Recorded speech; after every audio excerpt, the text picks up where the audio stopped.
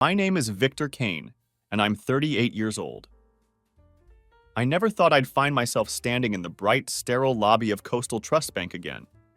But here I am, feeling the weight of every moment that brought me back to this place.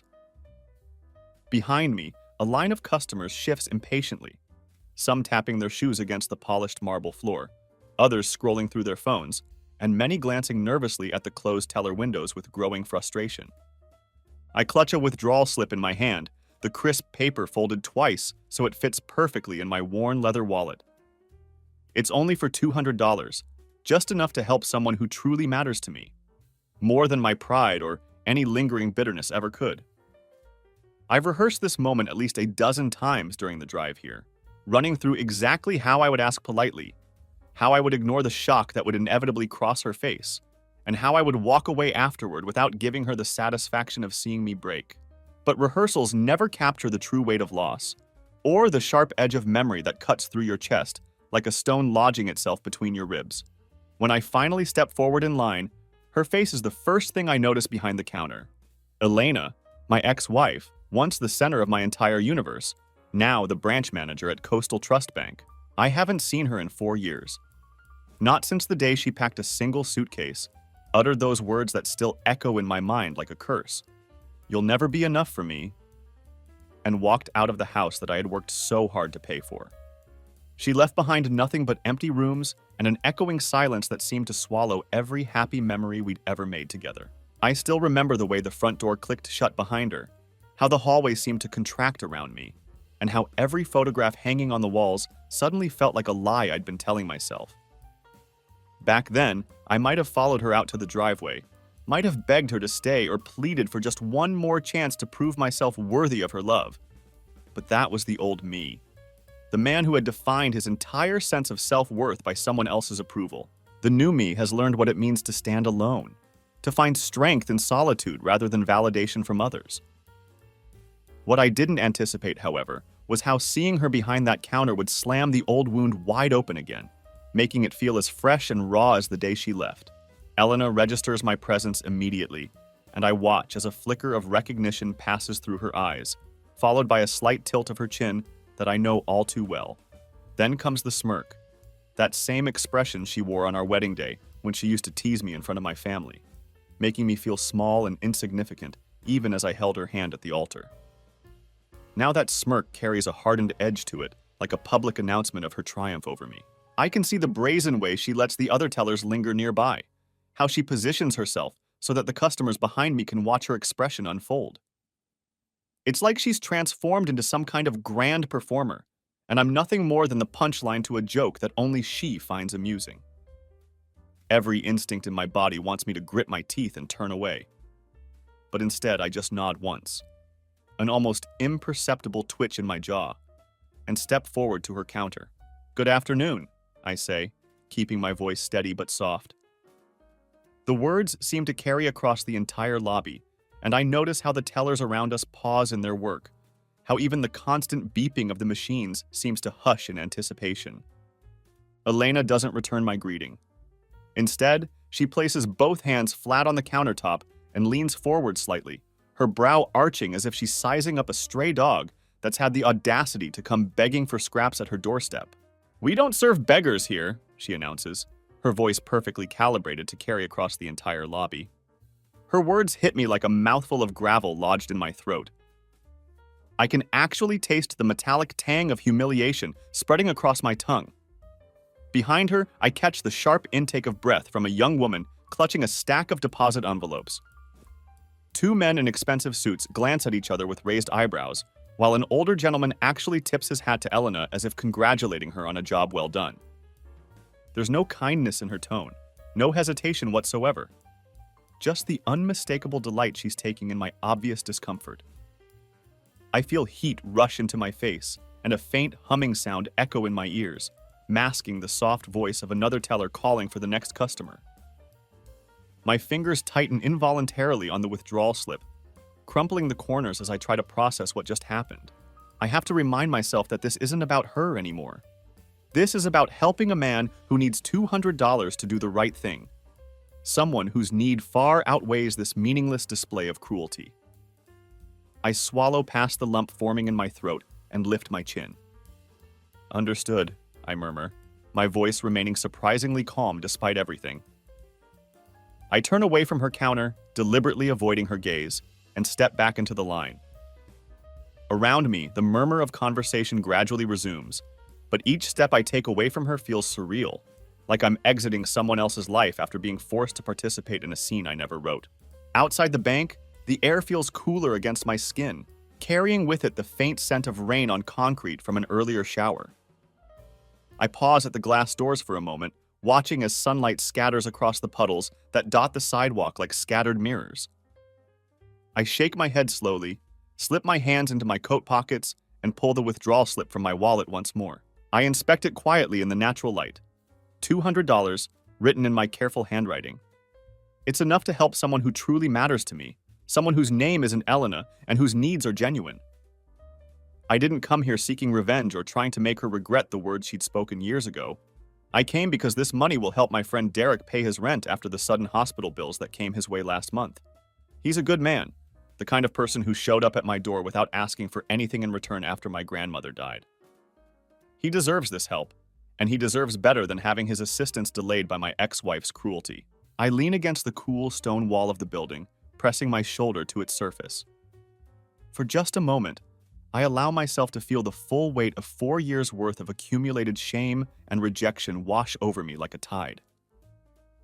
I close my eyes and inhale deeply, then deliberately push that anger down to where it belongs, buried beneath my ambition and sense of purpose. 4 years ago, I would have let Elena's words define me completely.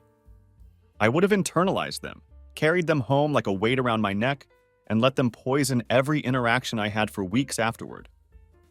Today, however, they only serve to fuel my resolve. I straighten my shoulders, offer no backward glance at the bank, and head down the street toward the ATM tucked beside the small flower shop on the corner. Each footstep echoes against the pavement with what feels like quiet triumph. I have moved on from who I used to be. I have rebuilt my life from the ground up. Most importantly, I have learned that true respect is something you earn, not by demanding it from others, but by living with integrity and purpose, even when no one is watching to acknowledge your efforts. At the ATM, I slide my card into the machine and watch as the screen flickers to life, prompting me for my PIN. My fingers dance over the keypad with practiced ease. Withdrawal, savings, $200. The machine whirs softly as it processes my request, then dispenses the cash, crisp and white in my hand. This money, which once might have symbolized my failure to provide what Elena wanted, is now becoming a tool of compassion and genuine help. I tuck the bills into an envelope, scribble Derek's name on the front in neat letters, and seal it with a firm crease. As I begin the walk to his apartment, I find myself thinking about the man I've become. Victor Kane, plain-spoken and perhaps unremarkable to some, but driven by quiet convictions that no bank teller or ex-wife could ever take away from me. I think about Elena standing behind that counter, completely convinced that she holds some kind of power over me. Yet what she doesn't see is the empire I've built in secret, the respect I've garnered through years of hard work, the lives I've touched with every careful investment I've made under my carefully constructed pseudonym. She sees only the man who once let her words shatter him into pieces. But what she cannot comprehend is that those shattered pieces can be gathered up, polished, and rebuilt into something infinitely stronger than what came before. When I reach Derek's front door, I wait patiently for his buzz to unlock the building. As the lock clicks open with a soft mechanical sound, I step inside and find him waiting for me with the envelope held out in front of me. His eyes widen with genuine gratitude as he realizes what it contains. And in that moment, I know with absolute certainty that I've served the only people who ever truly mattered. That knowledge alone is more than enough to sustain me. What most people don't understand is that they all think I live a small, quiet, ordinary life. When I walk down the street in my threadbare coat and scuffed boots, when they see me entering my rental apartment building, or keeping my head down with my wallet seemingly light, they assume I'm just another tenant who prefers to keep to himself. They have no idea what really happened when Elena walked out on me 4 years ago. The truth is, I didn't simply pick up the pieces of my broken life. I redefined myself from the ground up, completely reimagining what Victor Kane could become. When my grandmother passed away, she left me a modest inheritance. It wasn't much, really. Little more than seed money for most people, but it was enough for someone with vision and determination. I poured every single dollar of that inheritance into a venture I named Meridian Capital, and through careful networking and strategic planning, I persuaded a handful of industry insiders to back me on a series of low-profile, high-margin technology projects. Over the course of several years, I learned to speak the languages of financial technology and venture capital so fluently that no one ever suspected I was still the same Victor Kane who had been dismissed and humiliated. I became a ghost in the machine, operating under layers of carefully constructed anonymity. Today, Meridian Capital stands as a silent investment giant, managing billions of dollars under the radar of public scrutiny. Elite insiders in the financial world know it by a cryptic ticker symbol, but to the rest of the world, it simply doesn't exist. The beauty of it is in its invisibility. No one connects the dots between the modest man in worn clothing and the financial powerhouse that moves markets with surgical precision. By day, I wear the same old clothes I've had for years and drive the same modest sedan I bought 3 years ago. My apartment looks exactly like any other mid-range rental unit, complete with a threadbare couch, a secondhand desk, and a chipped coffee table that's usually littered with invoices and medical bills for my friend Derek. My neighbors assume I'm some kind of freelance marketing consultant, maybe a temporary worker at a local office building. They hear the faint hum of my laptop working late into the night, but they never think to peek through the blinds to see what I'm actually doing. In their eyes, I'm just a quiet man who prefers solitude and keeps to himself. What they don't know is that I've secured my home network behind multiple layers of military-grade firewalls, and that every transaction I make is carefully funneled through a complex web of shell corporations and offshore accounts. Under every layer of anonymity lies the name K. Sterling, the identity under which I sign off on billion-dollar transfers and board-level decisions that reshape entire industries. The brilliant thing about it is that no one ties that pseudonym back to me. Elena especially remains blissfully unaware of what I've become. She still calls me Victor the Loser in her staff meetings when someone leaves coffee cups scattered around the break room. She still rolls her eyes with theatrical disdain if I make one of my rare appearances at her mother's holiday gatherings, treating me like some kind of pathetic hanger-on from her past. Yet what she doesn't realize is that the very institution she manages, Coastal Trust Bank, now sits indirectly under my control through a complex parent company acquisition that I engineered through Meridian Capital. I moved quietly behind the scenes, purchasing a significant minority stake in Coastal's holding company, without ever seeking seats on the public board or making any grand announcements about my involvement. Instead, I simply whispered into the right ears at the right moments, offered covert assurances to key decision makers, and let the news break as what appeared to be just another routine corporate play. By the time the press release hit the financial news websites, my name was nowhere to be found attached to the transaction. The announcement read like any other anonymous private equity move: dry, technical, and completely unremarkable to anyone who wasn't looking for the deeper connections. Every morning I slip into my nondescript charcoal gray suit, single-breasted and perfectly unremarkable. I tie a plain black tie around my neck, grab my battered leather briefcase, and head out into the world. Inside that briefcase lie 2 smartphones, one secured with military-grade encryption, along with a stack of contracts and an unmarked USB drive loaded with Meridian's detailed portfolio reports. I walk into the same coffee shop around the corner from my apartment building every day, sit at the same small table near the window, and order the same soy latte from the barista who greets me by name. She assumes I'm probably someone's assistant picking up a coffee delivery, just another face in the endless stream of office workers who pass through her establishment. I sit there for exactly 1 hour, pretending to read news articles about downtown construction projects on my tablet, while actually monitoring liquidity ratios of my latest acquisitions and tracking market movements that most analysts won't even notice until they wake up the next morning. I let them think it's magic, this ability to predict market shifts and identify profitable opportunities before they become obvious. But it's not magic at all. It's the result of relentless research, countless late nights spent analyzing data, and an absolute refusal to let anyone see me break a sweat or show the slightest hint of uncertainty. Only once last month did I break from this carefully established pattern, and it was entirely because of what happened at Elena's bank. I picked up my encrypted phone and dialed Lisa Chen, my personal counsel and Meridian's primary fund liaison. There was an uncharacteristically sharp edge in my voice when I spoke to her. "Lisa," I said, my words cutting through the usual pleasantries, "I need you to initiate an extraction audit on Coastal Trust Bank. Their branch in Ocean Heights just failed what I'm calling a basic respect audit." She laughed, that soft, incredulous laughter that comes when someone thinks you're making a joke they don't quite understand. Before she could respond, I clarified my position with absolute seriousness. Their branch manager publicly humiliated me in front of a lobby full of customers. I want that branch's underperforming assets reviewed immediately, and I want you to prepare for a $4.2 billion reallocation, effective immediately. The laughter stopped. Within minutes of hanging up, her team had assembled comprehensive compliance reports, drafted the necessary memos, and set the wheels in motion for what would become a financial earthquake. By the end of the week, the parent institution would face a liquidity shift so severe that it would spark board-level panic and send Elena scrambling for explanations she couldn't possibly find or understand. When I hung up the phone, I felt a curious thrill course through me. The same kind of rush I used to feel when Elena would smile at me in approval during our marriage. Only this time, it belonged entirely to me, and no one could take it away. Every evening, I returned to my modest rental unit and shut the door behind me, effectively muting the city's distant sirens and car horns. I change out of my business suit and slip into comfortable clothes, then open my laptop and settle into the quiet glow of multiple screens. There, in the privacy of my own space, I review the day's trades with meticulous attention to detail.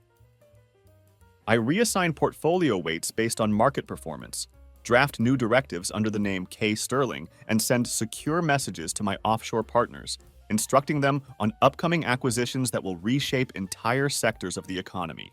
I watch as billions of dollars cascade through the digital pipelines I've built over years of careful planning. These funds flow into emerging startups that show real promise, provide rescue loans that transform struggling communities, and support initiatives that create genuine positive change, just not in any of the places Elena ever cared to help or acknowledge. As I work late into the night, I sometimes think about the moment when I'll walk into that bank again. Only next time, I won't be there as Victor the supplicant, standing nervously in line with a crumpled withdrawal slip.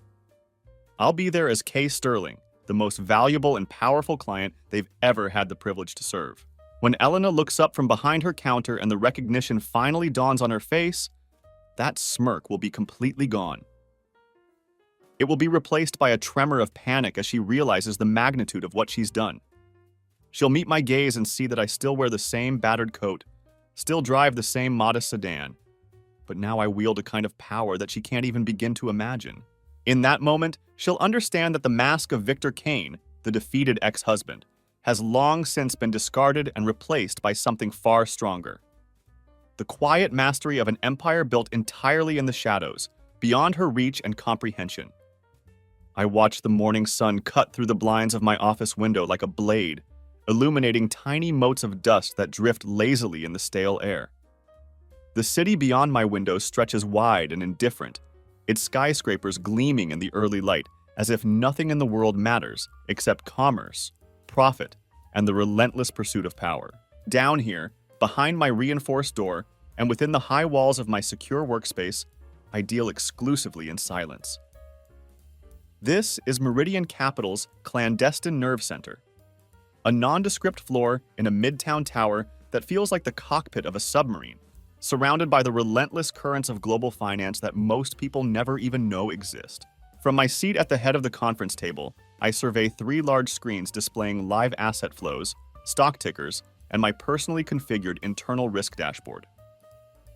I've programmed it to flare bright red whenever any of my holdings waver below predetermined thresholds, giving me split-second awareness of market shifts that could affect my carefully orchestrated plans. My personal counsel, Lisa Chen, sits across from me at the polished table. Her blazer is perfectly tailored and sharp as her mind, and I notice that her eyes never stray from the data streaming across her tablet screen. I can sense her anticipation building like electrical tension in the room. She had laughed softly when I first broached this plan to her, just a whisper in my ear late one night under the glow of my laptop screen. But when she fully understood the scope of what I intended to accomplish, Her professional decorum cracked, if only for a millisecond. Now, with the final authorization sorted and our offshore affiliate standing by with military precision, she was ready to execute. I tapped my fingers lightly on the table's surface, like a metronome counting down to the exact moment when Coastal Trust's liquidity would shudder and collapse under the weight of my decision. Proceed with the transfer request, I say, my voice calm but cold as the marble surface beneath my fingertips. Initiate the $4.2 billion asset reallocation. Follow standard protocol, multiple jurisdictional channels, immediate liquidity call, and reroute everything to our community first fund. Her lips curve in what might be called a half smile. Already in motion, she replies with quiet efficiency. The compliance bots flagged the disparity in branch performance after your respect audit memo. They're drafting the official notice right now. I nod once, offering no celebration or gloating. This wasn't about revenge in the traditional sense. This was about principle. I had played by the rules of the game, built my empire from my grandmother's modest inheritance, and mastered the art of silent influence through years of disciplined work. Elena, on the other hand, still clung to the illusion that she could degrade me in public without facing any consequences whatsoever. She thought that last humiliation, demanding to know why I would ever come back to her bank for a measly $200, was the final word in our story. She was wrong. I have minimized her screen and leaned forward, my voice taking on the measured tone of someone who has calculated every possible outcome. You realize that the parent institution will see an immediate outflow, triggering margin calls across their entire portfolio. Their capital ratios will drop below regulatory minimums in a matter of hours. I allow myself a brief exhale before continuing. Let them freeze. Let them endure that exact moment when the doors clang shut and their clients discover they can't access their own money.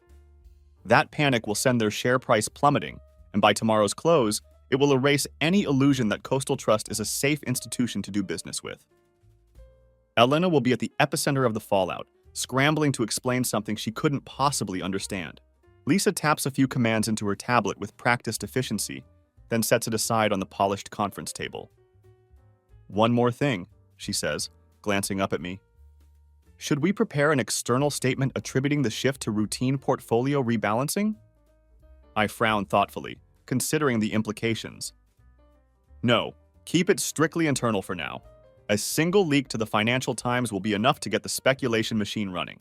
No press release, no official statements. Let the speculation do the work for us. The board will be scrambling to explain the liquidity crisis while regulators start conjuring up investigations out of thin air. The uglier it gets, the better it serves our purposes.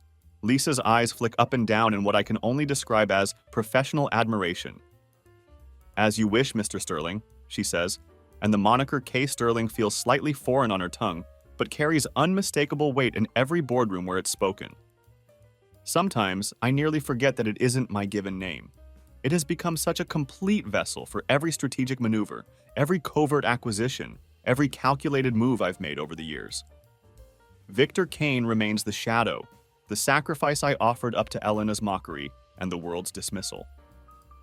But K. Sterling is the architect of global leverage, the puppet master who moves billions with a whispered word. As Lisa taps the final keys on her tablet, I catch my reflection in the dark screen of the central monitor.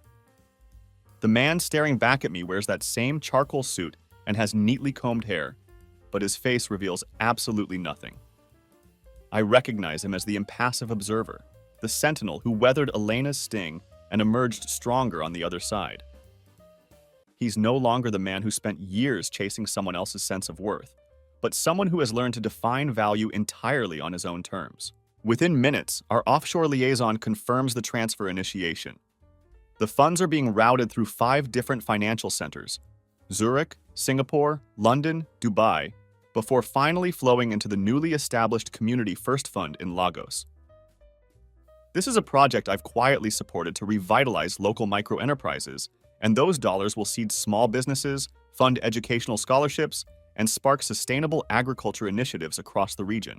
The money that once belonged to depositors at Coastal Trust will now flourish in places where it's truly cherished and put to meaningful use. I lean back in my chair as the first email alerts begin to chime softly from our secure servers. Transfer authorization complete. Liquidity call initiated. Margin coverage alert.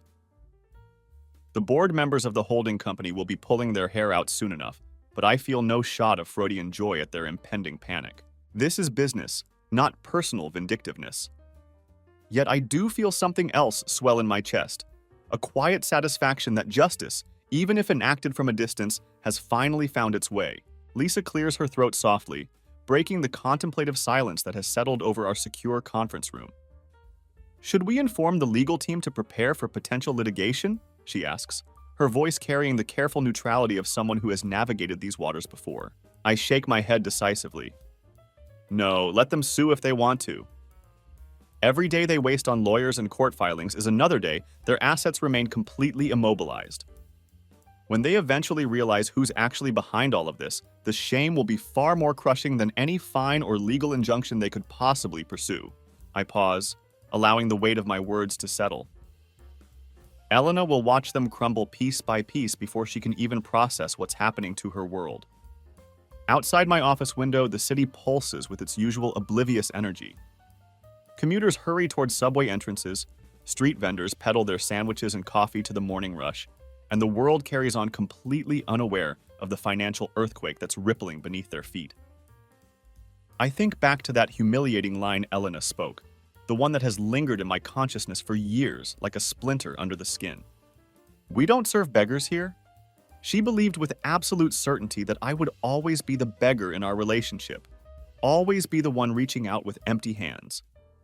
Now it was her bank that would be begging for liquidity, begging for forgiveness, begging for a miracle they could no longer conjure from thin air. I gather my papers methodically and slip them into my leather portfolio, the one stamped with the discreet initials KS. As I rise from my chair, I feel the familiar power of purpose flow through me like electricity. Lisa stands and follows suit, both of us glancing one final time at the screens that display our handiwork in real-time data streams. Anything else? She asks, her voice low and professional. I tuck a stray strand of hair behind my ear and fix her with a resolute gaze. No, let it play out exactly as we've planned. Then we'll schedule a follow-up meeting in 2 weeks to assess the full impact and decide on our next steps. We exit the room together, cutting across the sunlit atrium where junior analysts in their button-down shirts and slim ties tap away at their tablets, chatting casually about their weekend plans. They barely glance at us as we pass. Just another high-level meeting in progress. Nothing unusual about that. Yet I notice that their hurried footsteps seem to quicken slightly, as if they can sense some tremor in the corridors, some shift in the building's energy that they can't quite identify. As we step into the elevator, I allow myself a small, private smile. My phone buzzes with a single message from Derek. Hey man, thanks again for last night. You're a lifesaver. I consider replying with some reassurance, but instead tuck the phone back into my pocket. My involvement in Derek's life was none of Elena's concern or business. He had his money, and I had my mission. Both were exactly where they needed to be. When the elevator doors opened to reveal the bustling lobby, I stride out into the midday crowd and adjust my tie, pulling my coat collar up against the cool air. 4 years had passed since Elena's declaration that I would never be enough for her. In that time, I had transformed humiliation into ambition, bitterness into strategy, and rejection into the cornerstone of a silent empire that spanned continents. Today, assets had been redefined and my purpose reaffirmed. My heart, once frozen by her callous words, now beat with the warmth of plans fulfilled and justice served. The branches of Coastal Trust would not thaw easily from the financial winter I had just unleashed upon them, nor would the hearts of the board members, who would soon be scrambling to understand what had hit them. As for Elena, when she finally learns that the man she once dismissed with such casual cruelty is the very force orchestrating her professional downfall, she'll still see me hidden behind the same rented apartment and beaten-up car that have served as my perfect camouflage. She will realize that her cruelty has yielded a kind of power she never anticipated or could have imagined in her worst nightmares. In that moment of reckoning, I will find my true victory, not in the collapse of her golden image or the destruction of her career, but in the complete rebirth of my own story. A story that never began with her approval and never needed her validation, but was built on the quiet resolve to rise no matter how cold and unforgiving the world became.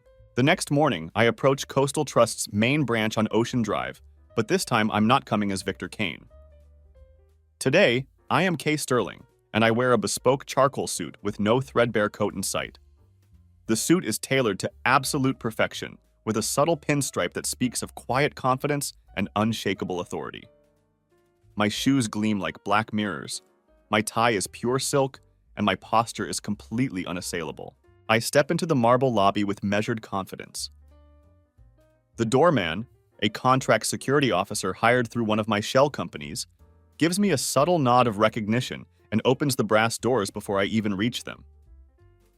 I don't stand in any line today. Instead, I pass through the discreet side entrance that's reserved exclusively for high-value clients, the kind of people who move markets with their decisions. The reception area here is understated luxury at its finest. Dark walnut panels line the walls, soft lighting creates an atmosphere of exclusivity, and fresh orchids sit in elegant glass vases on every surface. There are no tacky posters about community banking or local branch services to distract from the gravity of the business conducted within these hallowed walls. I cross the lobby with a steady, purposeful stride, clutching my leather briefcase stamped with the distinctive KS insignia. I pause at the reception desk where a single receptionist, handpicked by my liaison team, greets me with the kind of deference reserved for visiting royalty. "Mr. Sterling," she says, her voice appropriately hushed and respectful as she presses a button hidden under her desk. "Mr. Morrison is awaiting you in his office." "Thank you," I reply, my voice calm and measured. I can feel the difference instantly. Just last week, when I was Victor Kane, I couldn't even get past the front door without waiting in that humiliating line with all the other ordinary customers. Today, I'm being escorted through a private corridor to elevators whose walls are carpeted in deep burgundy, decorated with artfully backlit abstract paintings, and furnished with plush seating upholstered in brushed suede. When I reach the executive floor, I emerge into an area where assistants in tailored blouses and pressed slacks glance up from their computer screens to offer me polite, professional smiles. None of them recognize me, of course. To them, I'm simply Kay Sterling, a powerful mystery, a force to be reckoned with, someone whose decisions could make or break their careers. Mr. Morrison's office sits at the end of the hall, a glass-fronted suite with sweeping views overlooking the financial district. His desk is spotless except for a leather-bound planner and a digital frame that cycles through family photos. He stands immediately when I enter, extending a hand that trembles ever so slightly with nervous energy. "Thank you for coming, Mr. Sterling," he says, his voice noticeably strained as his eyes dart nervously from me to my briefcase and back again. "Of course," I reply smoothly, setting my case on the side table with deliberate precision. I take a seat in the walnut guest chair, settling in with the kind of calm authority that comes from knowing you hold all the cards. He takes his own seat behind the massive desk, clearing his throat uncomfortably before speaking. "I'm afraid I understand you have some concerns regarding our liquidity situation." I nod, folding my hands calmly in my lap. "Yes, Meridian Capital initiated a reallocation of $4.2 billion this morning. We began a routine risk assessment of our partnership with your institution, and the results were deeply concerning. I wanted to discuss this matter in person rather than through a series of impersonal memos." His face goes visibly pale at the mention of the dollar amount, and I watch him swallow audibly as his eyes flick to the framed photos of his wife and 2 children, their summer vacation smiles now seeming like artifacts from a more innocent time. When he looks back up at me, there's unmistakable panic flickering in his eyes. I didn't realize the impact would be so immediate," he stammers, his professional composure cracking under the pressure. I lean forward slightly, my voice measured and deliberate. "Based on our internal performance data, one particular branch failed to meet even the most basic customer respect standards that we require from our partner institutions. Our protocol dictated an immediate audit when a branch manager publicly humiliated a client, me under my personal name, in front of a lobby full of witnesses. That conduct directly contravened our code of acceptable interactions, which we consider sufficient grounds for a comprehensive performance reevaluation." Morrison rubs his temples with both hands, the gesture of a man feeling the walls closing in around him. "I see," he manages. "I appreciate the discretion of your visit here today. I've already convened an emergency executive committee meeting, and we're exploring all available options: emergency funding, asset sales, anything we can do to restore confidence in our institution." I tilt my head slightly, considering his words with the detached interest of someone evaluating a business proposition. Restoring confidence won't be nearly enough at this point, Mr. Morrison. What's required here is immediate accountability. I expect the branch manager in question to be removed from her position effective immediately. Furthermore, I want to see a partial reversal of the transfer.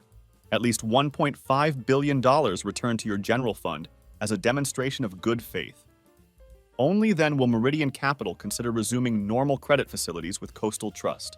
He flinches visibly, his knuckles whitening as he grips the leather planner at his side like a lifeline.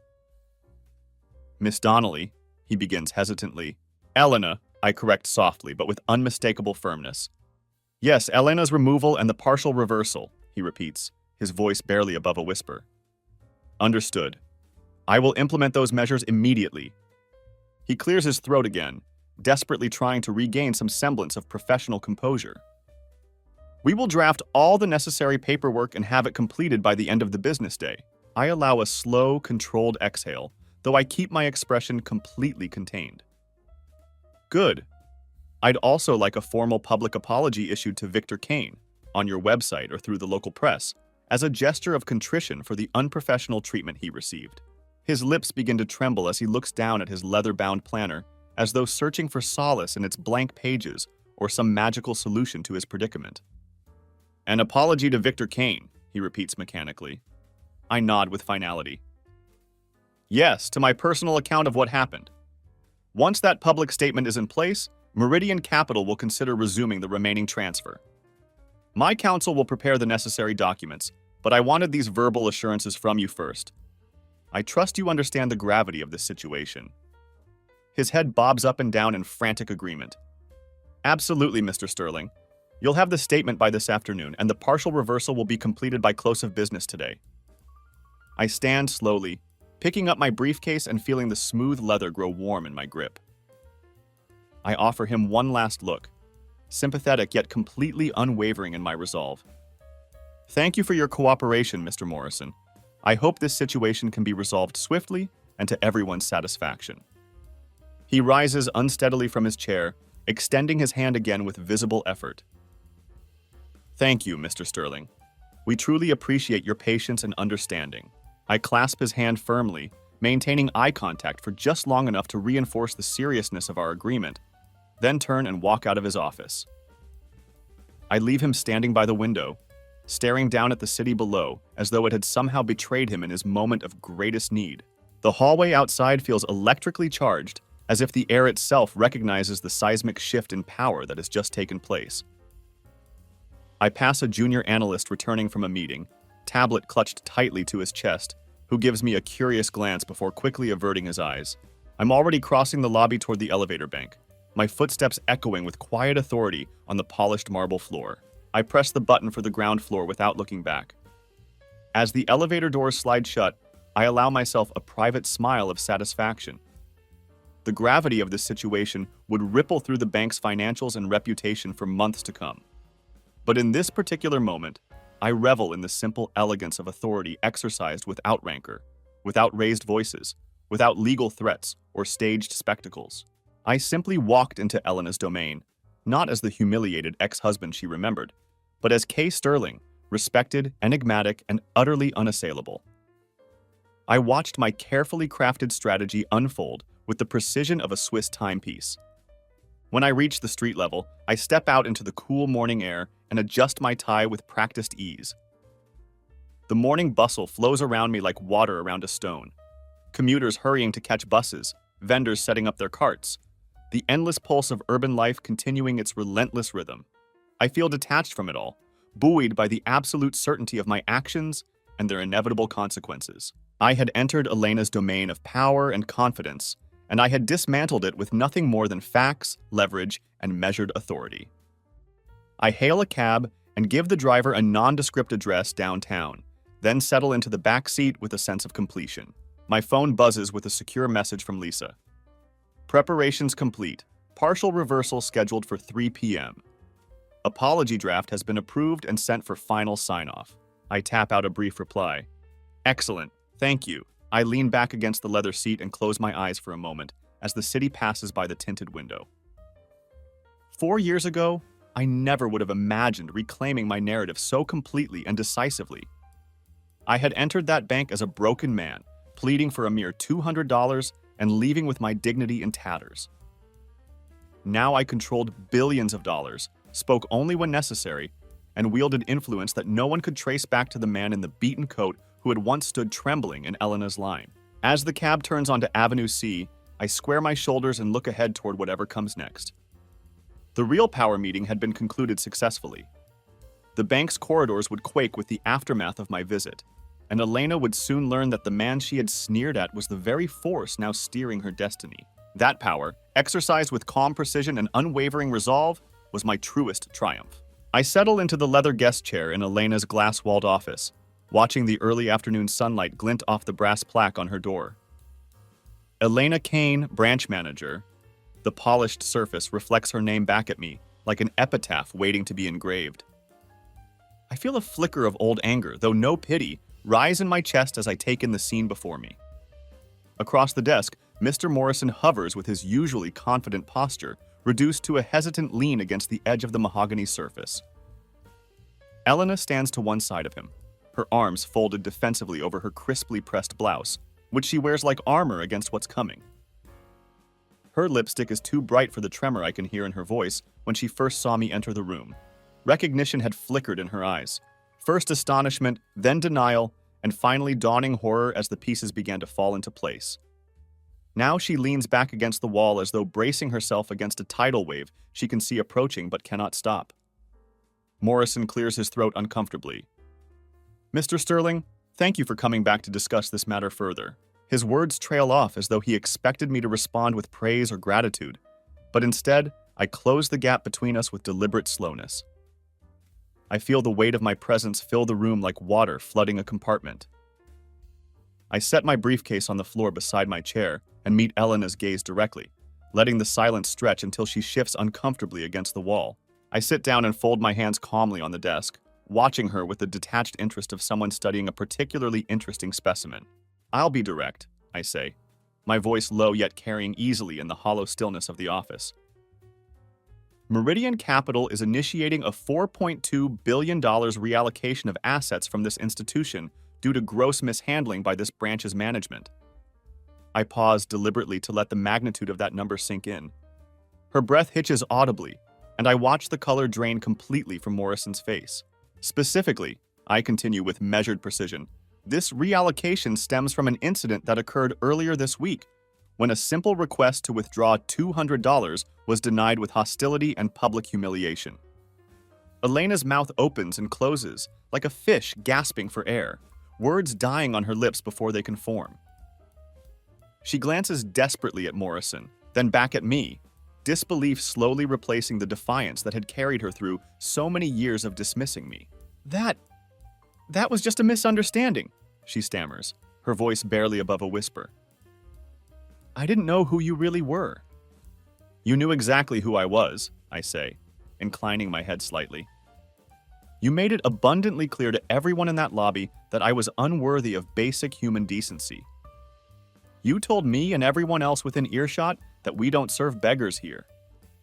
I wait while her breath flutters out in short, panicked gasps.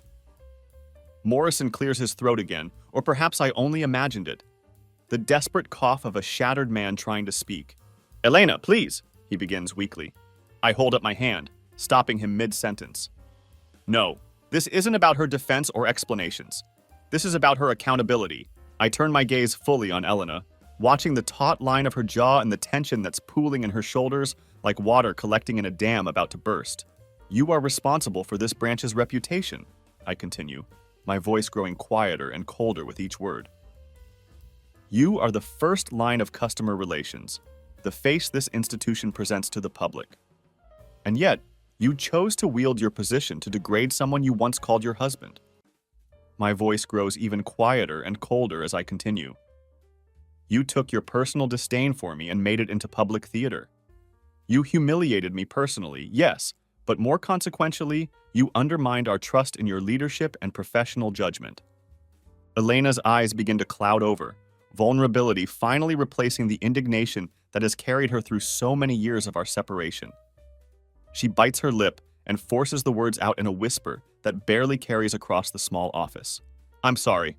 The single word hangs in the air between us, as insubstantial as a sigh carried away on the wind. Sorry isn't enough, I say with finality. I open my briefcase and withdraw a bound dossier stamped with the official Meridian Capital seal.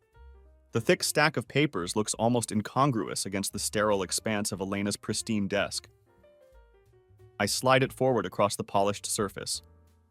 This is a preliminary impact assessment for Coastal Trust Holdings, I explain methodically.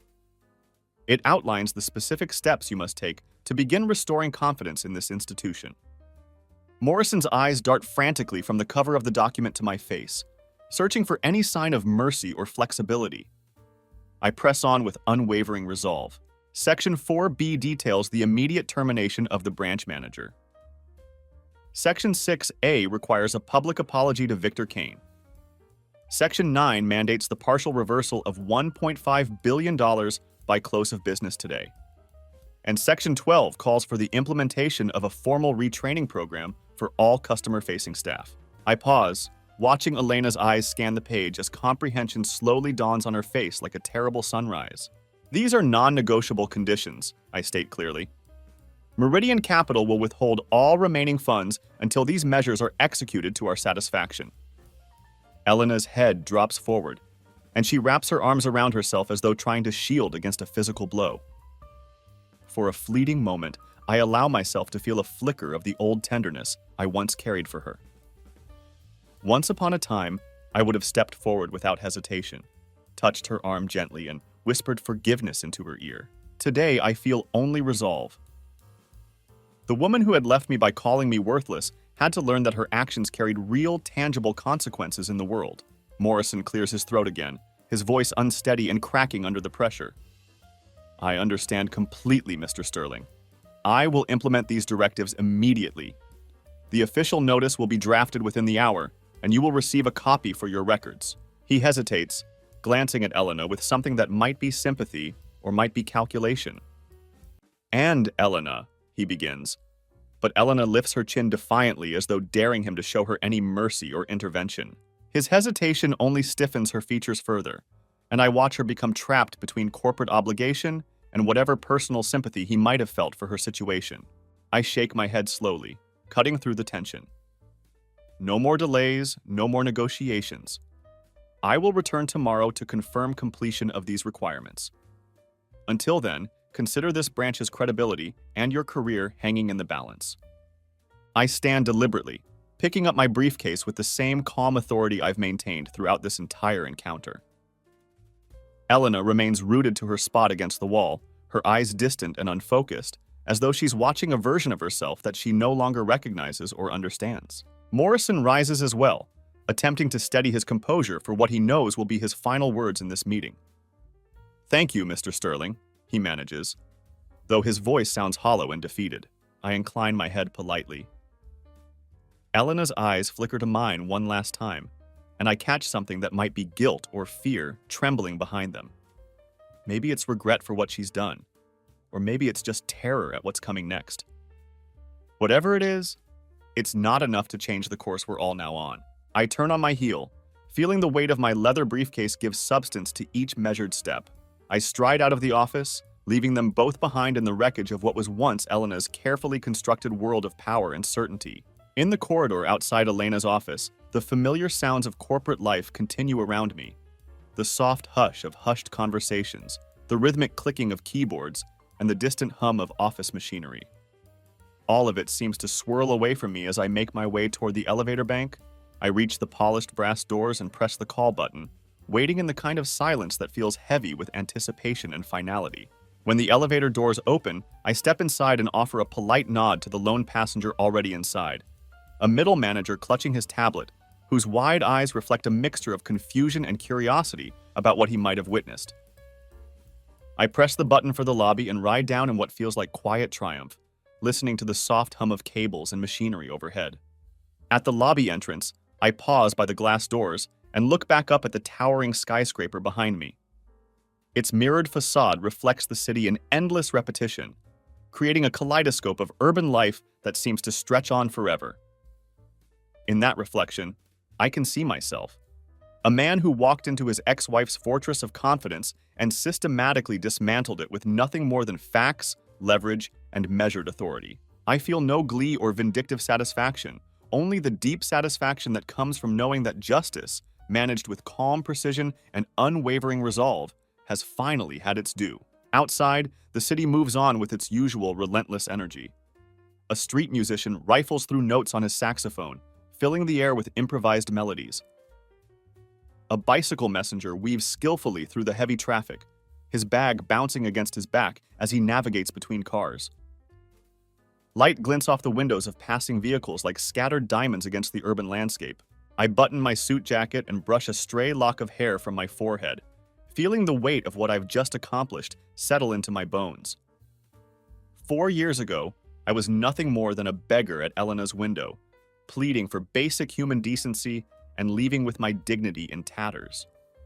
Now I hold the power of billions in my hands, and every step I take resonates with the knowledge that I've completely rewritten my own sense of worth and place in the world. I hail a cab and climb inside, giving the driver my next destination address. As the cityscape blurs past the tinted window, I breathe deeply, tasting something I can only describe as freedom. For Elena, the collapse of her golden image is imminent and unavoidable. For me, I found the kind of peace that only follows rightful vindication, a satisfaction that has settled deep into my bones and will sustain me through whatever comes next.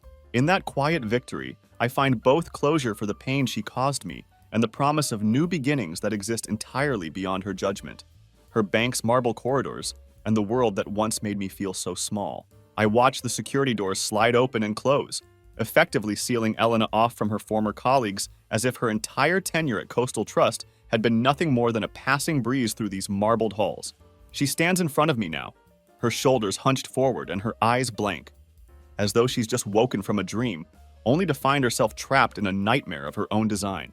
The echo of her footsteps fades down the corridor, quickly replaced by the distant clacking of keyboard keys and muffled conversations about quarter-end projections and client meetings. She clutches her purse like a lifeline, the strap digging into her pale wrist as she glances back at me once, just once, before slipping out of sight around the corner. In that brief moment, I feel the weight of 4 years of accumulated indignity lift from my shoulders as if the universe itself has granted me the courtesy of silent retribution.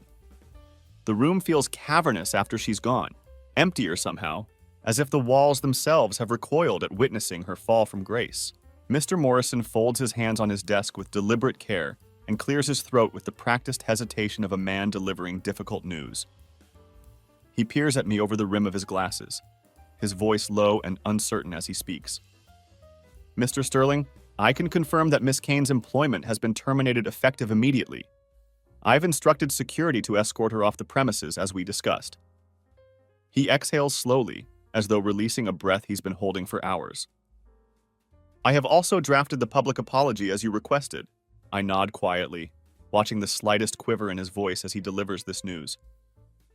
Thank you, I say, my tone measured and professional. I trust you handled this matter with the discretion we discussed earlier. He shifts uncomfortably in his chair, loosening his tie as though it's become too constricting. Of course, we did not alert the press beforehand. The statement will run on our website at 3 p.m. today, and we've notified the local business journal as agreed. There will be no additional leaks or unauthorized disclosures. Excellent, I reply, allowing a small, satisfied smile to curve my lips. The expression feels strangely hollow, like reading the last lines of a play that you already knew by heart. But I welcome it nonetheless. After all, this wasn't about creating a spectacle or public humiliation.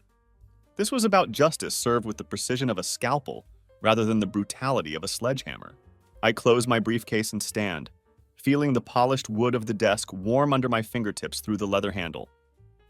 With her removal now finalized, I expect to see the partial reversal of $1.5 billion completed by end of day today.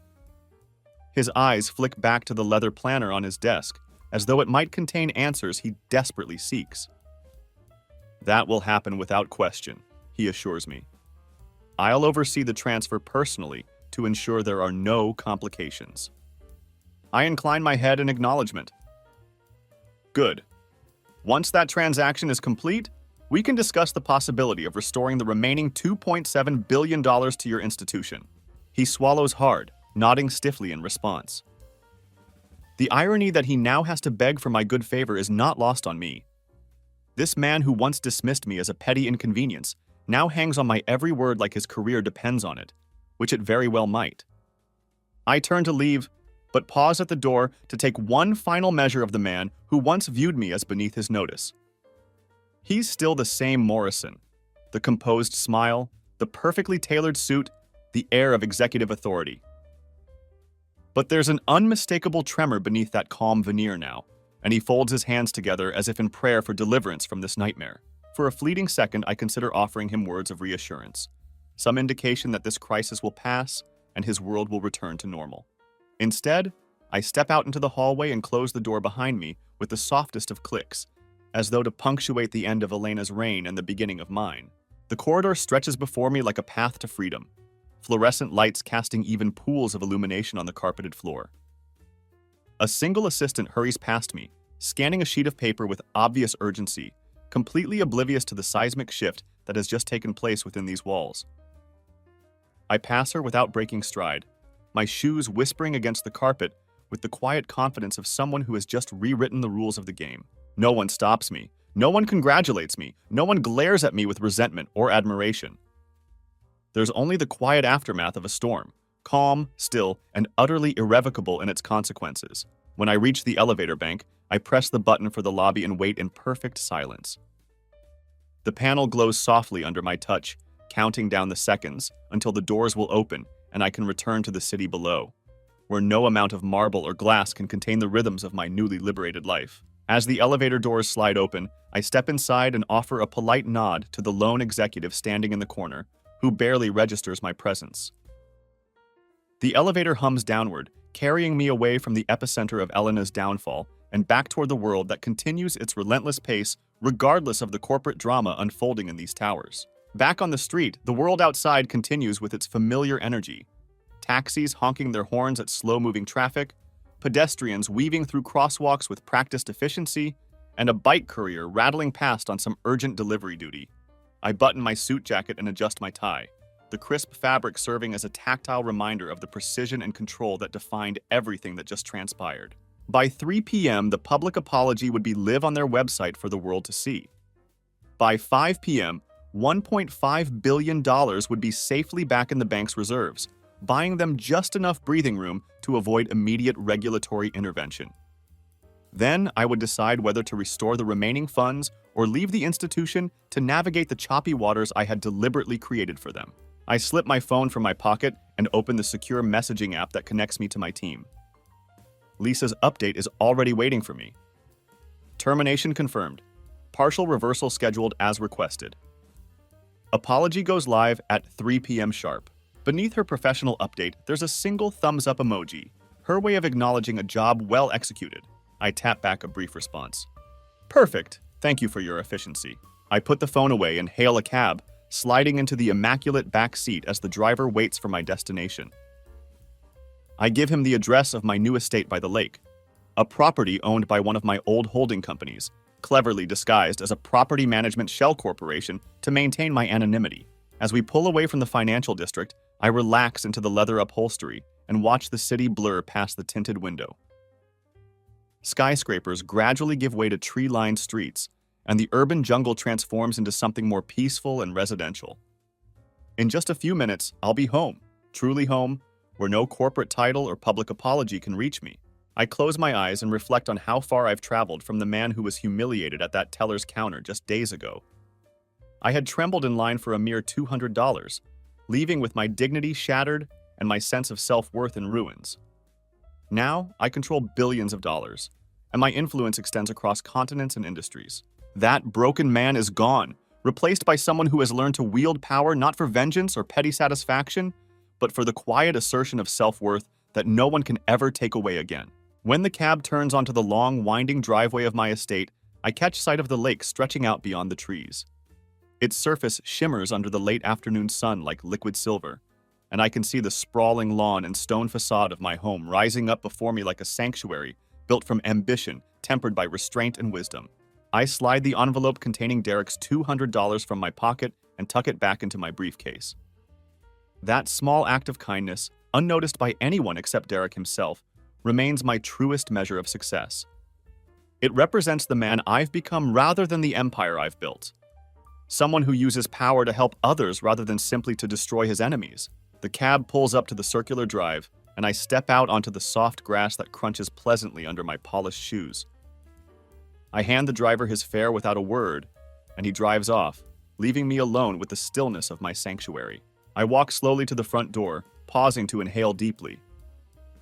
The air smells of pine trees and fresh water, carrying none of the tension of boardrooms or the weight of corporate warfare. No apology, no security escort, no public humiliation could follow me here. I touch the brass door handle and step inside, leaving the world of marble lobbies and glass towers behind me. Inside, natural light filters through tall windows, slanting across hardwood floors that gleam with care and attention. My grandmother's portrait hangs on the wall, her gentle eyes watching over me as they have for decades, offering the kind of unconditional love that no corporate victory could ever replace. I let out a soft laugh that echoes through the spacious rooms, a sound of pure relief and vindication. I set down my briefcase with a sense of finality. Elena had been fired without a fight, stripped of her title and dignity in a matter of hours, but here in this house, titles and corporate hierarchies mean absolutely nothing. Here, I am simply Victor Kane, the man who has reclaimed his narrative through measured strategy and unwavering resolve. I pour myself a glass of water, feeling the cool liquid slide down my throat like liquid redemption. Outside my windows, the wind rustles through the trees, carrying with it the promise of new beginnings that exist entirely beyond Elena's judgment or her bank's imposing doors. I raise the glass in a silent toast to endings that needed to happen, to rebirth that comes from determination, and to the quiet knowledge that the best revenge truly is a life rebuilt from the ashes of what others tried to destroy. By the time I step through my front door hours later, the sky has deepened to a bruised purple, and the house feels impossibly still around me. I close the door behind me and lean against it for a moment, sliding off my jacket and loosening my tie as the events of the day finally catch up with me. My phone buzzes insistently in my pocket, a harsh reminder that the fallout from Elena's termination is spreading faster and wider than I had initially anticipated. I sink onto my couch and unlock the screen, bracing myself for what I know will be a flood of messages from people who are just now beginning to understand the magnitude of what has transpired. The first message is from Rebecca, Elena's sister, and the words practically vibrate with panic. "What did you do to her? She's in complete shock and won't talk to anyone." I stare at the text for a long moment, then type back a simple response. I held her accountable for her actions. Nothing more, nothing less. There's no point in sugarcoating what happened or offering false comfort to Elena's family. The second buzz brings a message from Elena's mother, her words carrying a mixture of fear and barely contained anger. "Please tell me you're not responsible for what happened to Elena today." Beneath the fear and pleading, I can sense the betrayal she feels. A family divided by my actions, though not by my intentions. I hold my thumb over the screen for several seconds, deciding whether to reply at all. Instead, I set the phone aside and turn my gaze to the lake beyond my windows. The water's surface ripples gently in the evening breeze, completely uncaring about human drama or corporate politics. But my phone buzzes again, demanding my attention. This time it's Elena herself, and she's left a voicemail. I press play and her voice spills through the speaker, shaky and raw with emotion. "Victor, please," she begins, her words tumbling out in a rush of desperate sobs. "It was just a joke, a stupid mistake. I didn't mean anything by it. We were family once. We shared so much together. Why did you have to ruin everything? Why couldn't you just let it go?" Her words dissolve into crying, and I can hear the genuine anguish in her voice. I close my eyes and feel the old sting of her betrayal pulse through my chest like a reopened wound. Yet I also feel my resolve strengthen. There can be no mercy for deliberate cruelty, no forgiveness for someone who chose to humiliate me in public simply because she could. I mute the voicemail and open my laptop, logging into the secure network I built specifically for Meridian's executive operations. The asset reallocation has been confirmed, the apology has been published, and the partial reversal is scheduled for the end of the day, exactly as planned. Everything is unfolding according to the precise timeline we established. I draft a brief announcement to my board of directors. Phase 1 complete. Monitoring liquidity recovery closely. Preparing Phase 2 directives for implementation. I lean back in my chair, my hands clasped behind my head, and let the rhythms of the ticking clock fill the silence around me. Each second that passes represents another moment of Elena's professional world crumbling while mine grows stronger. Another buzz interrupts my thoughts, but this one brings a welcome relief from the emotional turmoil. It's Derek, and his message is refreshingly simple. "Hey man, you there?" I smile faintly and tap out a quick response. "Just got home. Everything okay?" He replies almost instantly. "Yeah, just wanted to thank you again for last night. You're a lifesaver, seriously." A warmth spreads through my chest that has nothing to do with corporate victories or financial manipulation. No matter how high I've climbed in the world of international finance, helping Derek means more to me than any billion-dollar transfer ever could. His gratitude is genuine, uncomplicated, and completely separate from the web of revenge and power that has consumed my day. A final message comes in late. An email from Meridian's compliance department noting an unusual inquiry from regulatory authorities regarding Coastal Trust's sudden liquidity shift. They're advising me to prepare a legal cushion in case the bank tries to claw back the funds through litigation or regulatory pressure. I read the memo carefully, then draft my instructions with the same calm precision I've maintained throughout this entire operation. Hold our current course. Any legal challenge will only strengthen our position and expose their poor management practices. Proceed with Phase 2 as scheduled. I send it off and close the laptop lid with a soft click. I stand and walk to the window, looking out across my manicured lawn toward the water's edge.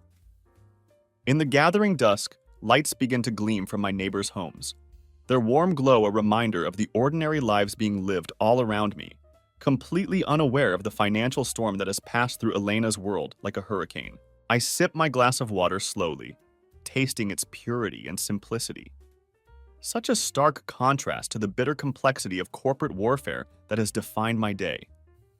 Tonight, angry messages fly back and forth like arrows in a medieval battle, but none of them can pierce the shield I've built around myself over these past 4 years. The only voices that truly matter to me are the ones I choose to hear.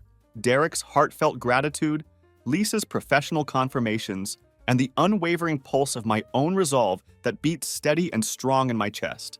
Elena's cries of anguish and her family's accusations will echo for a long time to come, but they will not sway me from the path I've chosen. Because in reclaiming my narrative from her cruelty and dismissal, I have learned that the only approval worth seeking is my own. The only validation that matters is the quiet knowledge that I have acted with integrity, even when facing someone who showed me none.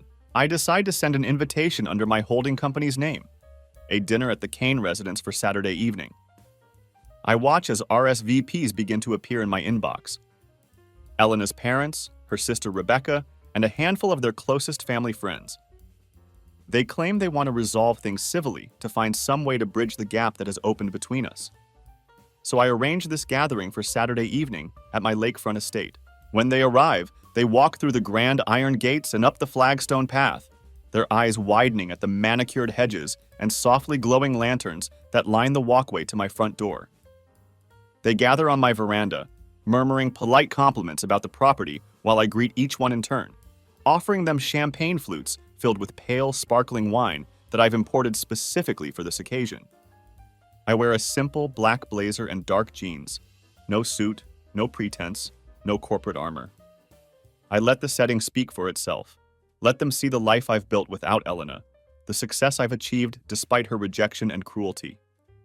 Dinner is served in my dining room, a space they had last seen during happier times, but never this elegantly appointed. The white linen tablecloth gleams under the soft light of crystal chandeliers. Low floral arrangements create an atmosphere of refined intimacy, and candles flicker in their crystal holders like stars captured in glass. I seat them at my long mahogany table. Elena's father at my right, her mother to his left, Rebecca sitting across from them and nervously fingering her napkin. No one dares to sit in Elena's chair, which remains conspicuously empty like a throne awaiting a queen who will never return. Notably, Elena herself never shows up to this gathering. I pour red wine into their glasses with practiced grace, then raise mine in a carefully calculated toast. "Thank you all for coming tonight," I say, my voice carrying across the elegant dining room. "I know this must be an incredibly difficult time for all of you, but I believe in civilization's last refuge. Honest conversation between people who once cared about each other." They exchange uneasy glances around the table, uncertainty flickering in their eyes as I lay out the first course before them. The conversation falters and dies several times before Elena's father finally clears his throat and attempts to break the uncomfortable silence. "Victor, whatever this situation is about, we truly appreciate the invitation tonight," he begins, his voice carrying a note of desperate diplomacy. "We just want to find some way to—" I set down my fork deliberately, the soft clink against the china cutting him off with gentle but unmistakable authority. "Please, hold all of your thoughts and concerns until dessert," I say politely. "I think we'll all benefit from a proper meal first." They blink in unison, uncertain whether to applaud my hospitality or protest my control over the evening's agenda. But they comply, settling into an uncomfortable silence as the next courses arrive with clockwork precision. I serve them seared salmon with a delicate herb crust, spring salad with edible flowers, and perfectly roasted vegetables that my chef has prepared under the guise of a simple housewarming dinner. All the while, I let the tension build naturally around the table, watching the subtle interplay of confusion, anxiety, and growing dread in their expressions. When the plates are finally cleared away, and I pour them coffee along with port from a bottle I've uncorked for the occasion, I reach into my jacket pocket and extract a slim folder stamped with the distinctive Meridian Capital logo.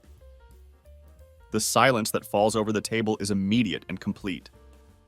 I place one copy of the document at each place setting with methodical precision.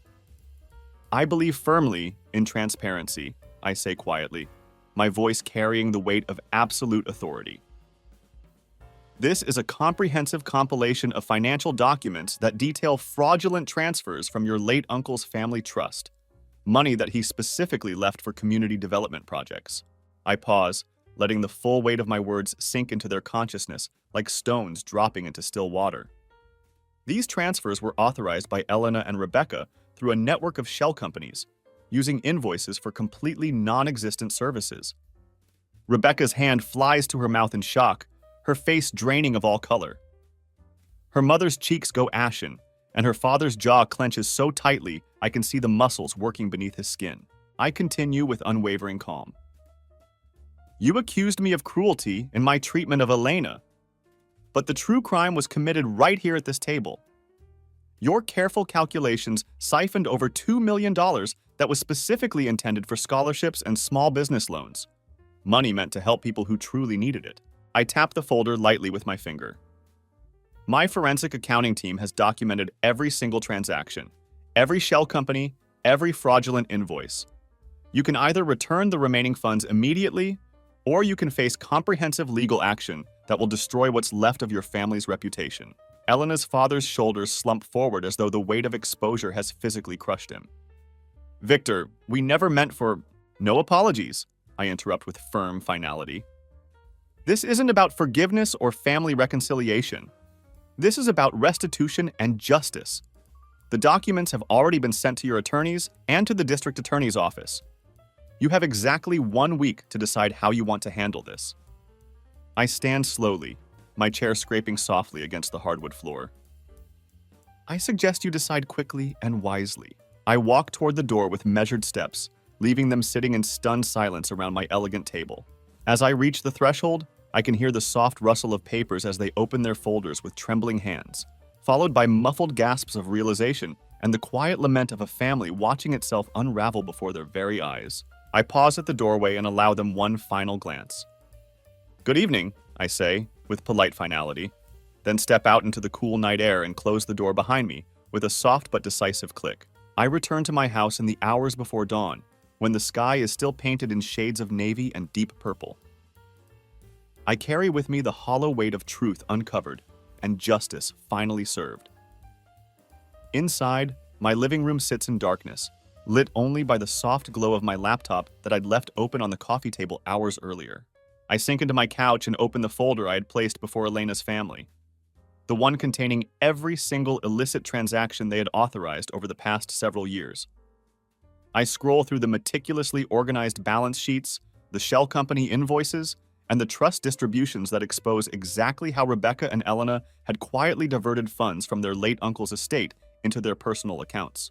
$2 million that had been specifically earmarked for community scholarships and microloans, siphoned away in neat, untraceable increments that they thought would never be discovered. A single red line running through the ledger had unraveled everything they thought they'd hidden so carefully. My phone buzzes with a secure message from Lisa. Family has until next Friday to respond. District Attorney has been notified and is awaiting their decision. I tap back a brief acknowledgement. Understood. The transaction logs blink at me from the laptop screen. Cold, irrefutable testimony to their systematic betrayal of their uncle's final wishes.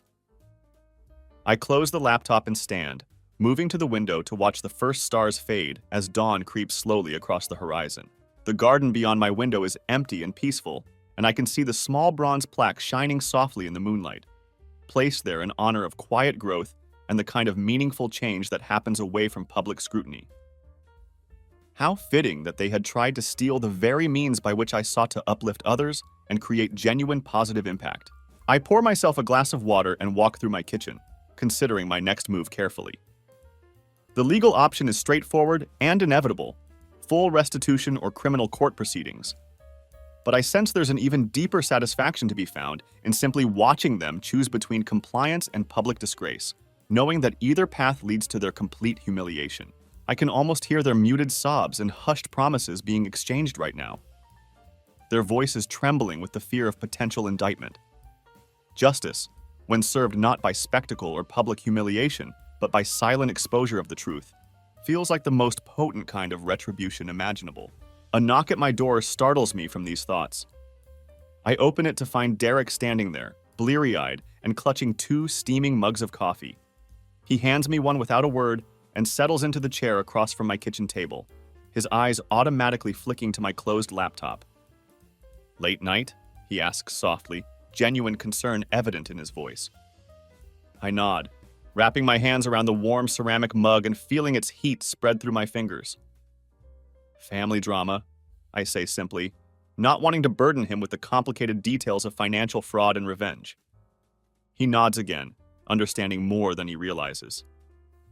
We drink together in companionable silence, the steam rising from our mugs like ghosts of past mistakes finally being laid to rest. Derek taps his mug thoughtfully against the table. "They'll do the right thing," he says with the quiet confidence of someone who still believes in basic human decency. "You gave them a chance to make it right." I manage a small smile, appreciating his eternal optimism even in the face of such systematic betrayal. "They have no choice at this point," I reply. I sip my coffee slowly, feeling the warmth spread through me. He glances at my laptop again, then frowns slightly. "You okay, though? You seem like you're carrying something heavy." His concern feels genuine and completely free of pity or judgment. "More than okay," I reply with growing conviction. "I'm finally at peace with everything." I stand and switch on the electric kettle to make tea for both of us. "You know," I say as I wait for the water to boil, "they thought the worst punishment they could face was my intervention in their lives. But sometimes, the worst thing that can happen to people is simply having their illusions stripped away, being forced to see themselves as they really are." Derek nods thoughtfully, his gaze steady and understanding. The kettle clicks off with a soft mechanical sound, and I pour the boiling water into 2 clean mugs, carrying them over to the kitchen island where I lean against the cool stone surface. Outside my windows, the first hints of sunrise begin to color the horizon in shades of gold and pink. My phone buzzes again on the counter. This time it's Rebecca's attorney confirming receipt of the restitution agreement and requesting a meeting to discuss terms. I set the phone aside without responding immediately and focus on Derek, who traces the rim of his mug with one finger, lost in thought. "You deserved better than what they put you through," he says quietly, his words carrying the weight of years of friendship and genuine understanding. I meet his eyes, feeling a mixture of gratitude and resolve settle in my chest. I did deserve better, I acknowledge.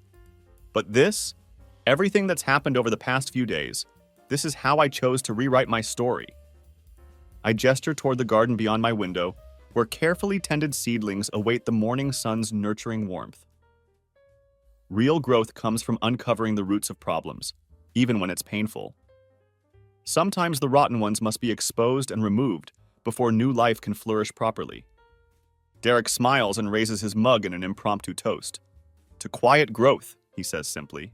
I tap my mug against his, feeling the satisfying clank of ceramic against ceramic. As the sun finally peeks over the lake's surface, casting everything in warm golden light, I know with absolute certainty that Elena's family will comply with my demands. The funds will be returned to their rightful purpose, and the community will prosper as her uncle had always intended. More importantly, my narrative, once defined entirely by loss, shame, and Elena's casual cruelty, now stands firmly rooted in integrity and the kind of resilience that can't be shaken by anyone else's opinion or approval. That realization, I understand now, was the truest revenge of all. I stand at the edge of the Bayview Community Garden just before dawn, breathing in air that's crisp with promise and possibility. The beds I helped design stretch out before me in neat, organized rows. Basil plants with their distinctive fragrance, pepper plants heavy with fruit, and heirloom tomatoes thriving in their carefully maintained patches. Newly laid stone paths wind between the garden sections like arteries, carrying life through a living organism. In the center of it all, a bronze plaque gleams softly in the gentle morning light. I approach it and run my fingers across its cool surface, reading the simple inscription, "In honor of quiet growth." As I survey the scene before me, I feel a deep sense of quiet pride blooming inside my chest. This garden was once nothing more than a derelict lot, choked with weeds and littered with the debris of urban neglect. But today, it pulses with vibrant life, the culmination of carefully reallocated funds and the community-first institution I had quietly nurtured over many months. I recall the day I made the final transfer, redirecting assets from Coastal Trust Bank into this very project. It wasn't a flashy donation accompanied by press releases or paraded in ribbon-cutting ceremonies for politicians and photographers. Instead, I had funneled the resources through a local nonprofit organization that I'd been supporting under the radar for years, trusting that the right people would know exactly how to cultivate meaningful change. I imagine the small business owners who will soon be planting seedlings in these plots, the students who will gather around the hand-carved benches that I commissioned from a local carpenter, and the families who will learn to grow their own fresh, healthy produce right here in their neighborhood. This is the tangible return on an act that was born from public humiliation, but has matured into something that represents genuine regeneration and hope. I inhale deeply, taking in the rich smell of damp earth mixed with the faint, pleasant scent of fresh basil leaves. My phone buzzes in my pocket with Lisa's morning update.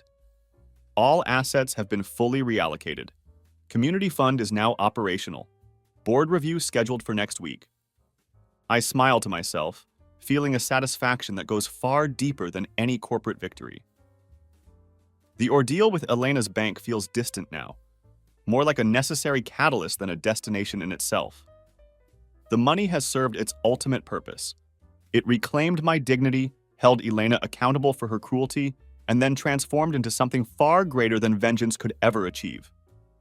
As the first rays of morning sun gild the treetops surrounding the garden, I hear footsteps approaching behind me.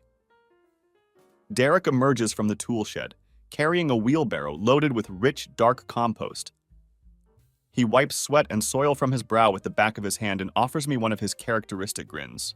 "Morning, boss," he jokes, though the title feels oddly inappropriate on his lips given everything we've been through together. I chuckle and step aside to let him roll the wheelbarrow past me.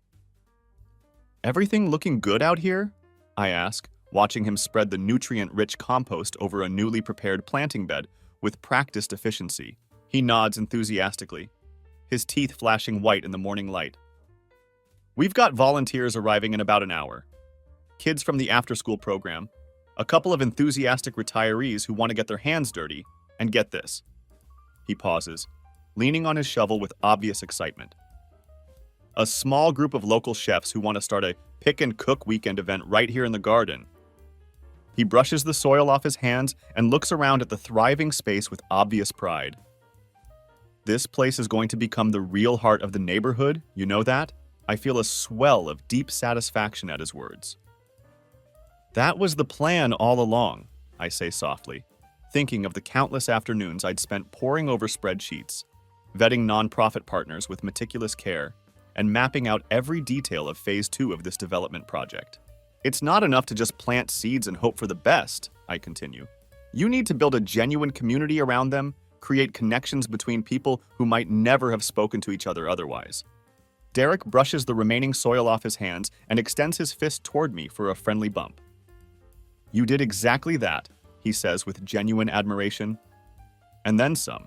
We stand together in companionable silence, watching the garden awaken around us as the city begins to stir beyond the fence that separates this peaceful space from the urban chaos. A lone songbird trills from its perch atop a nearby oak tree, its melody cutting through the morning air like a natural soundtrack to this moment of quiet triumph.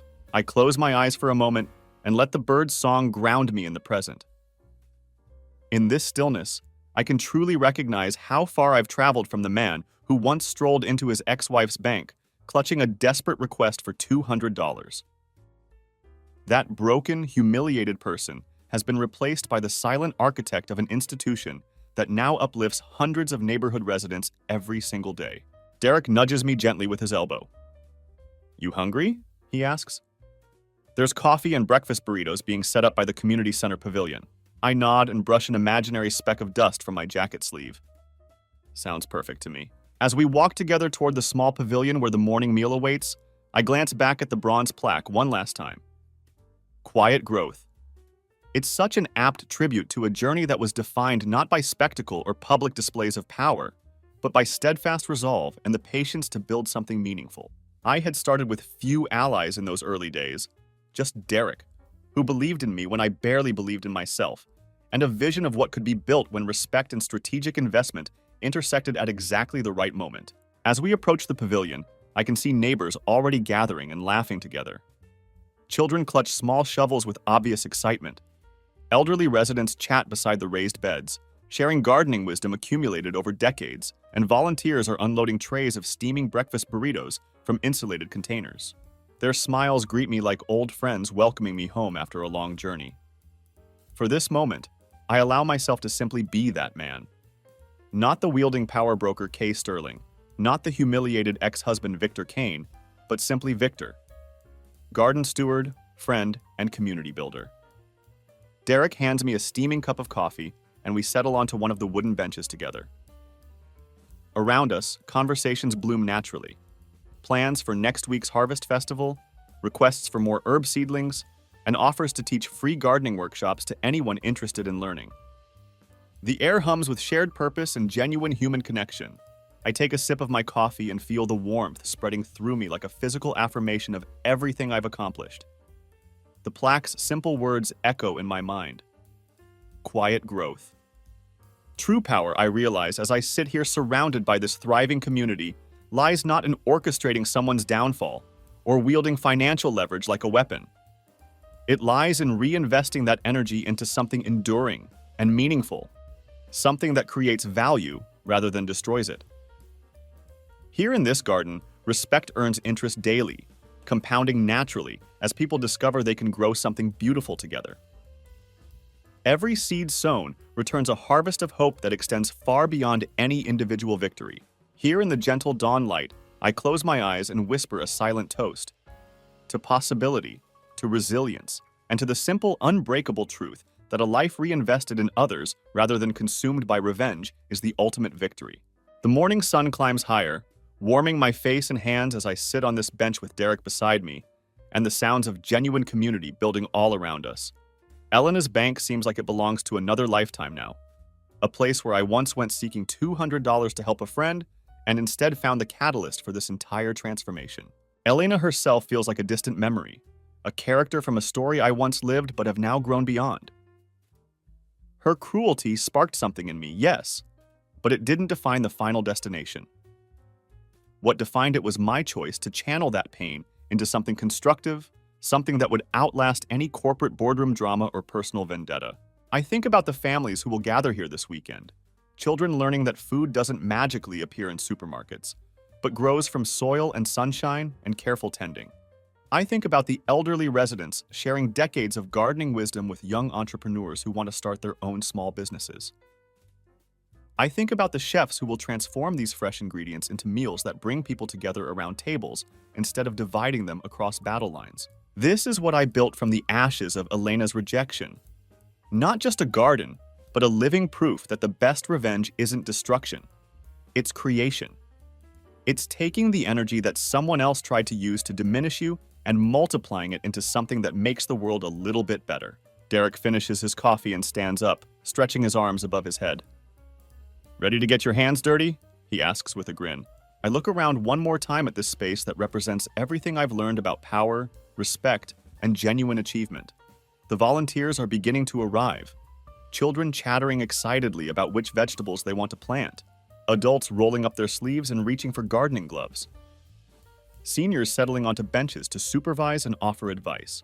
"Absolutely," I say, standing up and rolling up my sleeves. "Let's grow something beautiful." As I kneel down in the rich, dark soil beside Derek and begin planting seeds that will feed this community for months to come, I understand that this moment, hands in the earth, surrounded by neighbors who have become friends, building something that will outlast all of us. This is what victory actually looks like. Elena could keep her marble lobbies and corporate titles. Elena's family could keep their shame and their legal troubles. I had something worth infinitely more. The quiet satisfaction of knowing that I'd turned my lowest moment into soil for something beautiful to grow. The sun climbs higher, the volunteers multiply, and the garden continues its quiet, steady growth. Just like me. My ex-girlfriend was a department head at a financial institution, and when I requested $100 cash, she announced it loudly, making all her colleagues giggle. But her face changed when she saw I had several $1 million in my account.